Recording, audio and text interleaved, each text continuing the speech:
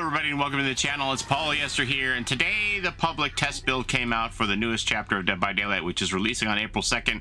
It's going to be Ken Kaneki from Tokyo Ghoul, and I had a lot of questions about this character and why they made him evil when he's the protagonist of the series, and he would become a killer and turn so dark in our video game. And I found this blog on the PlayStation that kind of explains why they took this take with Kaneki and turned him against humanity when in the manga and the anime he's very much pro humanity as a hybrid human and ghoul, trying to be the bridge and bring peace between the humans and the ghouls. So I was very curious why he would become a killer. Anyway, we're gonna check out this blog post that seems to explain why he has this dark take.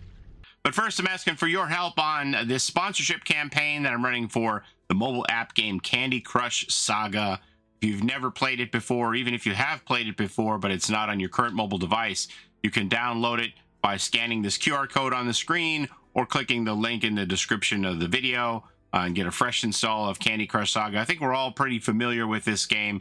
It's the color matching of the candies, a little cozy puzzle game. It's pretty fun. An install would help me tremendously. Play as many levels as you like. A minimum of 15 levels, which doesn't take very long to do, would be a great help as well. I would really appreciate it if you would help me with this Stream Elements campaign that I'm running. Anyway, enough of that. Back to the video. Okay, so I think this article from the PlayStation blog explains it best. Dave Richard does an interview with them here, so let's just dive right into this. Dead by Daylight's new Tokyo Ghoul collaboration killer launches on April the 2nd. Behavior Interactive breaks down how they brought a dark new take on Ken Kaneki to life. This is written by somebody at Behavior, Mitch Finley Brown, senior copywriter for Behavior. Fans of Tokyo Ghoul rejoice. Ken Kaneki is Dead by Daylight's latest killer and comes to PlayStation 5 and PlayStation 4 on April 2nd. For anyone who is new to the world of Tokyo Ghoul, the story takes place in a world where humans and ghouls coexist. After a terrible accident, the bookish and kind Ken Kaneki receives a life-saving organ transplant from a ghoul. The procedure spared him from death, but at a great cost. Awakening as a half-human, half-ghoul hybrid, Kaneki struggled to accept his ghoulish nature while fighting to maintain the humanity he so cherished. In Dead by Daylight's reimagining of the character, Kaneki's cruel torment at the hands of the ghoul Jason pushed his mind to its breaking point. Though he emerged victorious from his battle with Jason, Kaneki found himself immediately engulfed in an otherworldly black fog, swept into the entity's realm to engage in an endless cycle of trials. The humanity he fought so hard to retain is gone, replaced by ghoulish desire for cruelty. His Kagune abilities, which manifest as deadly tentacles erupting from his back, honed him into a preternatural instrument of death. Needless to say, survivors have their work cut out for them, provided he doesn't cut out their hearts first. Why change Kaneki? So this is where we get into it, why they took this take, because I haven't seen the whole series of the anime, nor have I read any of the manga, sorry.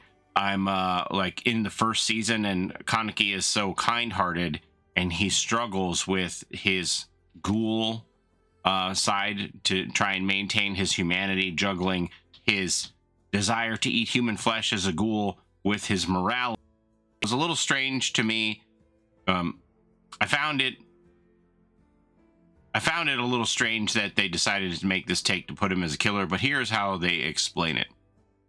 Why change Kaneki? Given his importance to the world of Tokyo Ghoul, it was important to ensure Ken Kaneki remained the centerpiece of our chapter.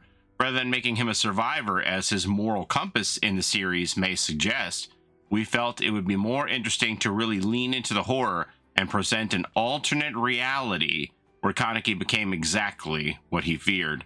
While such a drastic change to Kaneki's personality was necessary to suit his role as a killer, it allowed the team to delve into a ghoul's powers and take them to their darkest possible conclusion. Luckily, the Tokyo Ghoul production committee was on board for the story we wanted to tell, sharing our excitement to see this terrifying take on their protagonist. The Ghoul is a fast, agile, and brutal predator, and the incredible physical attributes given by the Kagune gave us a lot to play with, reflects Dave Richard, Dead by Daylight's creative director. We've seen him use his powers before, but never quite so maliciously. I think fans of the series, new and old, will love being able to use the Kagune to rip survivors apart.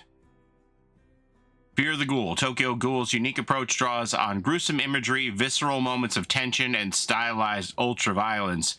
Before the design process started, it was important to identify those key elements of Tokyo Ghoul and really lean into them. Certain ghouls are known for using tactics of deceit and manipulation, negative traits that fit the horror genre, continues Richard. Remember, this is a Ken Kaneki operating on his most primal ghoul instincts, who takes on an almost gleeful joy in hurting others. It's a far cry from the kind-hearted boy he used to be, I'll say. But the entity is known to sink its claws into people at the most unfortunate times. And with that in mind, the team leaned into the fantasy of embracing one's inner ghoul. Players can use Kaneki's killer power to propel themselves around the map with the Kagune tentacles, chaining your lunges together to strike survivors with a deadly attack. Landing a successful attack will send you into enraged mode, amplifying your strength and ferocity, allowing you to chain an additional lunge. His unique character perks, Hex Nothing But Misery, Forever Entwined, and None Are Free, incentivize players to keep up the pressure and inflict damage on survivors.